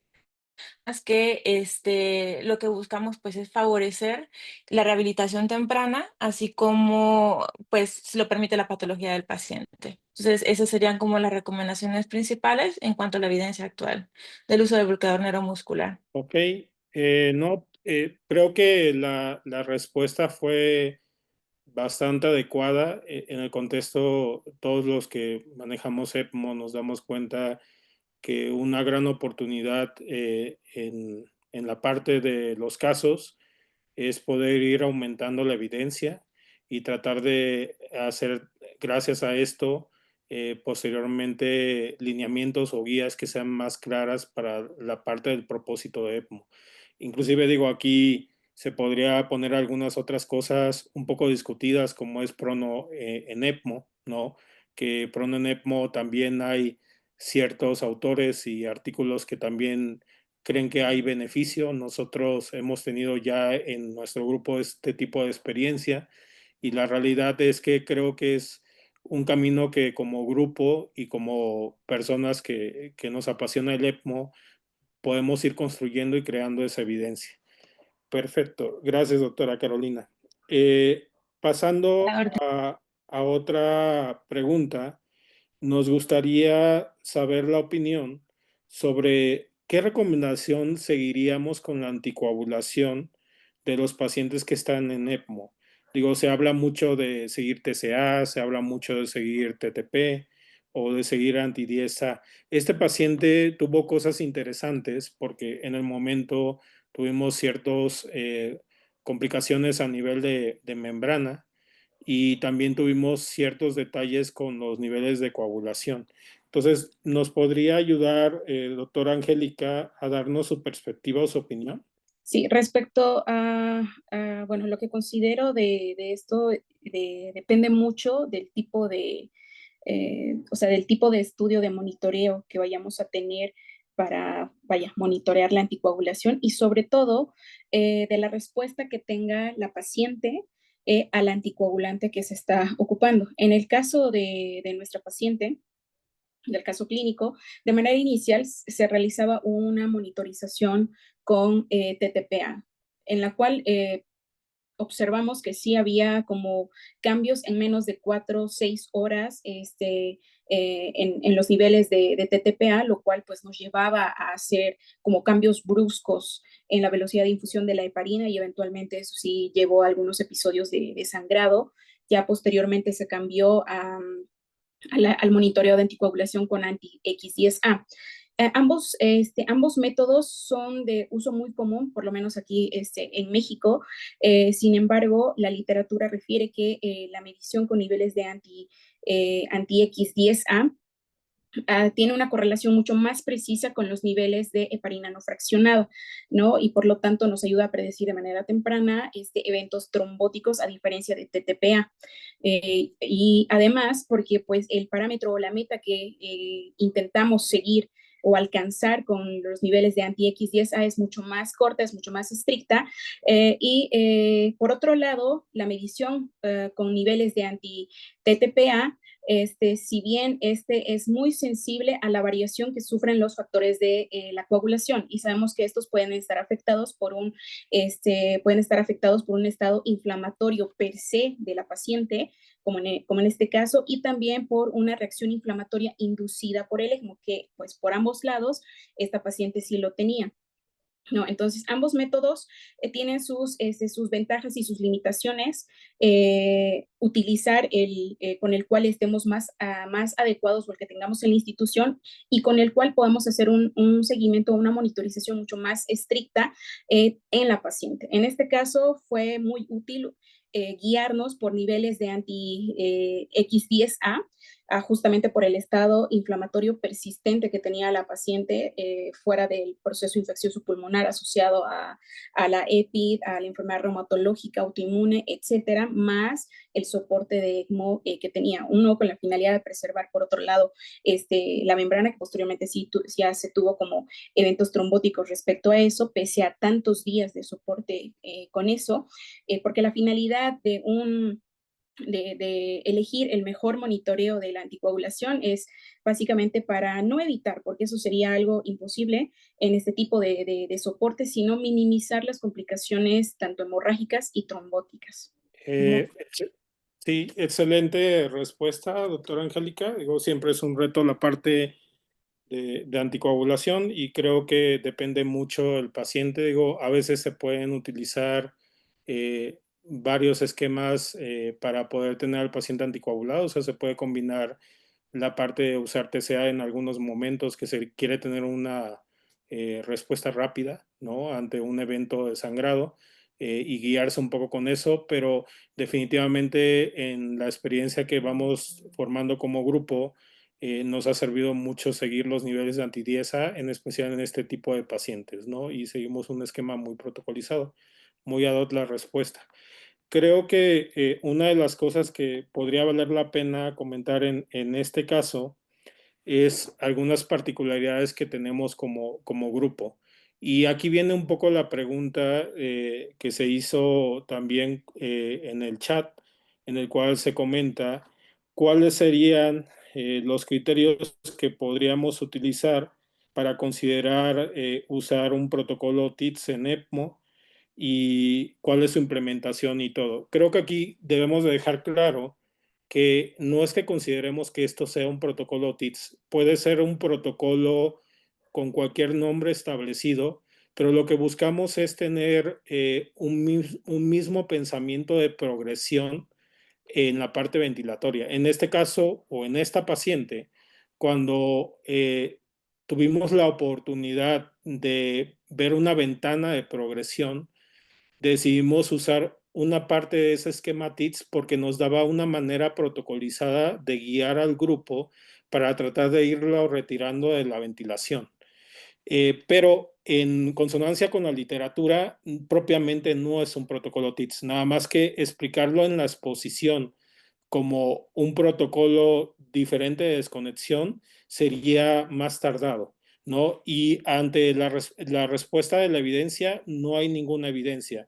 Creo que cada grupo puede crear su protocolo de progresión y retiro y con esto llevar al paciente poco a poco a la progresión ventilatoria e intentar desconectarlo en la parte de EPO, ¿sí?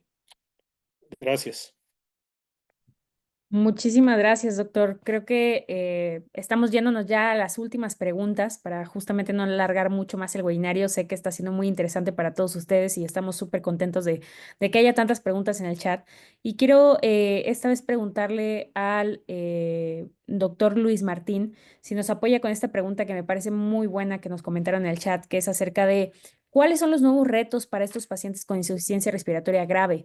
¿Qué nuevas escalas pronósticas podrían existir? Revisiones de criterios de inclusión, exclusión e incluso un poquito relacionada con esta pregunta acerca de que, bueno, y si no tenemos ECMO en nuestro centro y si tal vez no somos especializados en estas enfermedades respiratorias, ¿qué pasa con estos pacientes, no? O sea, son pacientes que tal cual los pasamos a cuidados paliativos por la alta mortalidad. ¿Qué pasa si el diagnóstico no está muy claro? ¿Qué nos puede compartir un poquito sobre esas preguntas, doctor? Bueno, con respecto a la primera, y en mi opinión, el desafío más importante que se tiene en los pacientes con síndrome de disquea respiratoria son los desenlaces. Eh, Históricamente en la terapia intensiva pues hemos pasado de los desenlaces de mortalidad y fallas orgánicas, mortalidad, y parece que tendríamos que virar un poquito hacia la funcionalidad, ¿no? Un desenlace virado y enfocado en lo que el paciente quiere y en la funcionalidad y que le podamos otorgar al paciente una vida digna después de este proceso, ¿no? Todo eso sería un cambio de configuración, es decir, no ver al paciente como un muerto o no muerto, sino más bien qué tan funcional podemos, cómo podemos otorgar más funcionalidad, cómo podemos llevarlo a su casa, cómo podemos regresar o incorporarlo a la sociedad, que el paciente pueda trabajar, porque sin duda pues el pronóstico de estos pacientes funcionalmente hablando pues es eh, pobre, ¿no? O al menos sabemos muy poco acerca de él. Entonces, esa sería mi opinión con respecto a esa pregunta. Ese es el reto más grande que creo que se tiene que responder. Y si, digo, los recursos siempre serán algo muy importante, ¿no? Y creo que la oportunidad de brindarles el tratamiento a los pacientes, pero no nada más, otra vez repito, no enfocado solamente si el paciente tiene que vivir o morir, ¿no? Si el paciente, si es, repito inicialmente, si el paciente es un paciente que tiene una enfermedad pulmonar intersticial que está muy avanzado, con unas pruebas de funcional pulmonar muy deterioradas, pues ese paciente, eh, los siguientes cosas que tenemos que hacer pues caen a veces en la futilidad y es muy importante la comunicación con el paciente y pues hablar de probablemente cuidados paliativos. Muchísimas gracias por sus aportaciones. Quisiéramos saber si alguien tiene algún comentario final justamente sobre todas las preguntas, sobre el caso clínico, si alguien tiene alguna última pregunta o último comentario de los panelistas que quieran compartirnos o damos pie pues ya a la finalización de este webinario. Adelante, Aguazú, bienvenida. Gracias. Pues compartir con el resto de los ponentes y de la gente que hoy nos acompaña es haber compartido, ajá, vuelvo a repetir, lo que estamos haciendo nosotros como instituto. Nuestro líder sin duda es el doctor Josué Cadeza, pero pues esta parte del liderazgo pues nos las comparte a nosotros en cada turno. Somos un grupo joven, sin embargo, tenemos muchas inquietudes, tenemos buenos resultados y más que mencionar malos resultados, es resultados de aprendizaje y de crecimiento. Esto pues, nos permitirá aportar un adecuado manejo a los pacientes y un mejor pronóstico. Gran parte también de lo que aprendimos fue gracias al curso que nos impartió Jenny y que pues aprendimos muchísimo y ahora lo estamos llevando a la práctica en el día a día. Muchas gracias por conectarse y pues sería todo. Y muchas gracias, doctora Betsay. Como siempre, es un comentario muy sencillo para la expertise que tienes. Creo que en ECMO todos estamos aprendiendo constantemente. Yo quisiera cambiar la palabra de un equipo joven, porque sí es cierto que somos gente que está iniciando en este camino apasionante del ECMO, pero creo que cada uno de los que están en este grupo considero que tienen una gran ventaja académica y un gran expertise. Y es un gusto para mí tener la oportunidad en la actualidad de poder ser alguien que junto a ellos aprende y también que tiene la oportunidad de tomar decisiones en conjunto. Creo que ese es hasta el momento mi manera de ver al grupo ECMO, ¿no? Y en consonancia con esto, creo que el diplomado que están a punto de cursar, que es un diplomado en el cual van a aprender de la mano de dos grandes maestros como es Alain Conz y Smith, les va a dar mucha fortaleza, porque nosotros como grupo ya teníamos ECMO antes de haber tomado el curso de cardiología, pero el hecho de haber tenido esa experiencia nos permitió tener más confianza y cimentar alguna de las experiencias que habíamos vivido. Entonces, quiero agradecerles a todos por la asistencia. Realmente tratamos de esforzarnos en estos 5 webinarios para que tuvieran un poco de nuestro aprendizaje que hemos estado teniendo como grupo, y queremos verlos pues 3 y 4. Bienvenidos a nuestra casa INER, bienvenidos también al aprendizaje que van a tener, aprovéchennos y damos la puerta abierta para que como grupo, si en algún momento ustedes tienen otro grupo o tienen alguna experiencia que nos pueda ayudar a crecer, son bienvenidas. Muchas gracias. Muchísimas gracias a todos. La verdad es que ha sido un webinario espectacular. Creo que dio mucho para discutir y creo que fue la mejor manera de cerrar justamente este summit que hicimos todo el mes de febrero. Gracias a los que nos acompañaron en más de un webinario. Yo sé que a veces es complicado conectarse, pero recuerden que todos los webinarios fueron grabados. Todos están en nuestras plataformas, en YouTube. También se están haciendo streaming directamente al canal del INER.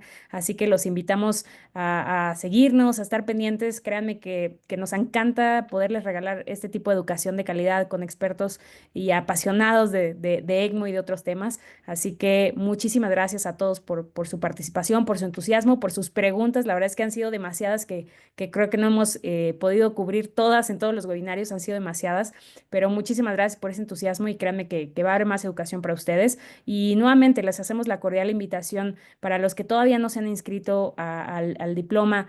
Viene el doctor Alain Combs, el doctor Al Matthew Smith. La verdad es que hemos aprendido muchísimo. Ellos tienen una experiencia bárbara.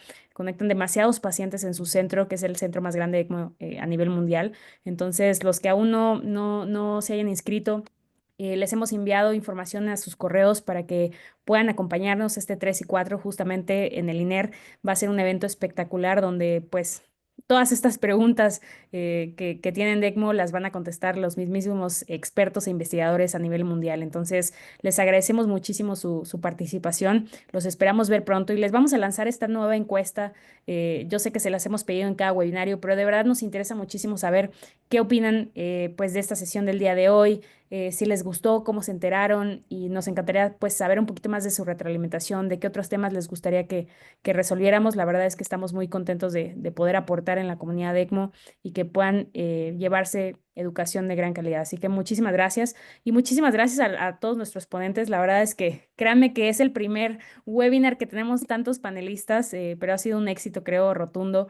Creo que ha sido una discusión sumamente amena y también sumamente fructífera para todos nuestros participantes. Así que gracias por su tiempo, gracias por el espacio. Y pues bueno, los vemos en un siguiente webinario. Muchísimas gracias a la Sociedad Mexicana de Neumología y Cirugía de Tórax, al INER, obviamente, que ha estado de la mano en todo este camino, y también a la Asociación Federal de Terapeutas Respiratorios, que está también presente y compartiendo esta educación. Muchísimas gracias a todos y bonita noche.